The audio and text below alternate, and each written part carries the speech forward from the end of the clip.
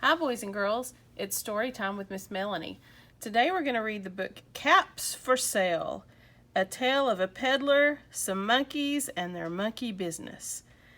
Told and illustrated by Esfir Slobodkina. Caps for Sale.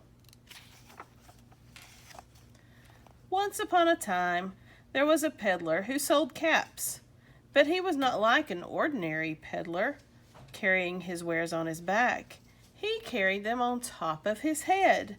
First, he had his own checkered cap, then a bunch of gray caps, then a bunch of brown caps, then a bunch of blue caps, and on the very top, a bunch of red caps. He walked up and down the streets, holding himself very straight so as not to upset his caps. As he went along, he called, "Caps, caps for sale, 50 cents a cap." One morning, he couldn't sell any caps. He walked up the street and he walked down the street calling, "Caps, caps for sale, 50 cents a cap." But nobody wanted any caps that morning. Nobody wanted even a red cap. He began to feel very hungry, but he had no money for lunch. "I think I'll go for a walk in the country," said he, and he walked out of town slowly, slowly, so as not to upset his caps. He walked for a long time until he came to a great big tree. "That's a nice place for a rest," thought he, and he sat down very slowly under the tree and leaned back little by little against the tree trunk so as not to disturb the caps on his head. Then he put up his hand to feel if they were straight. First his own checked cap, then the gray caps, then the brown caps, then the blue caps, then the red caps on the very top.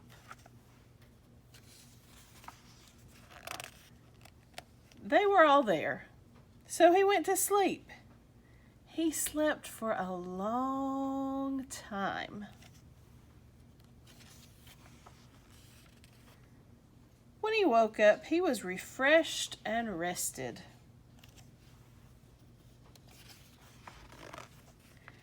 But before standing up, he felt with his hand to make sure his caps were in the right place. All he felt was his own checked cap. He looked to the right of him, no caps. He looked to the left of him, no caps. He looked in back of him, no caps. He looked behind the tree, no caps. Then he looked up into the tree, and what do you think he saw?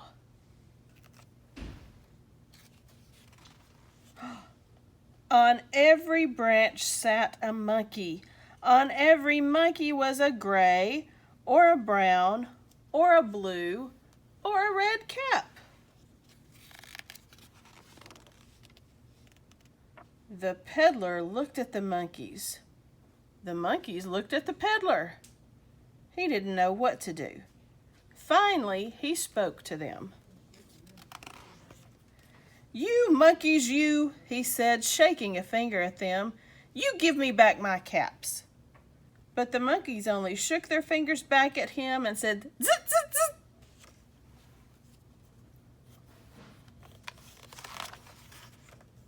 This made the peddler angry, so he shook both hands at them and said, "You monkeys, you give me back my caps."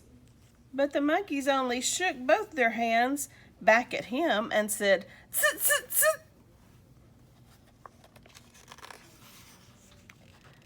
Now he felt quite angry. He stamped his foot and he said, "You monkeys, you better give me back my caps." But the monkeys only stamped their feet back at him and said, "Sit, sit, sit."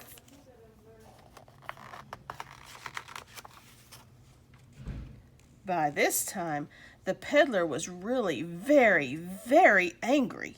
He stamped both his feet and shouted, "You monkeys, you must give me back my caps!" But the monkeys only stamped both their feet back at him and said, "Tss, tss, tss." At last, he became so angry that he pulled off his own cap and threw it on the ground and began to walk away. But then each monkey pulled off his cap, and all the gray caps, and all the brown caps, and all the blue caps, and all the red caps came flying down out of the tree. So the peddler picked up his caps and put them back on his head. First his own checked cap, then the gray caps, then the brown caps, then the blue caps, then the red caps on the very top. And slowly, slowly, he walked back to town calling, "Caps, caps for sale, 50 cents a cap." The end.